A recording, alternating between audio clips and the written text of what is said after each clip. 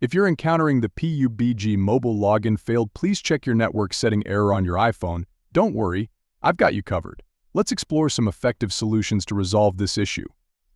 Solution 1. Check and fix your internet connection. Ensure that your internet is working properly by opening a browser and visiting any website. If it's not loading, try turning on airplane mode for 10 seconds, then turn it off. Alternatively, switch between Wi-Fi and mobile data to see if that resolves the issue.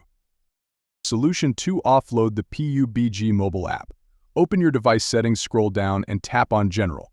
Then tap on iPhone storage and search for PUBG Mobile.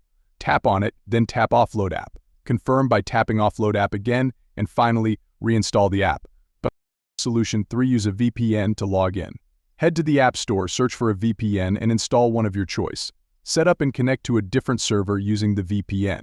Now, try logging into your PUBG account again through the app. By following these solutions, you should be able to resolve the network error and successfully log in to PUBG Mobile on your iPhone. If you have any further questions, feel free to ask in the comments section. Thanks for watching.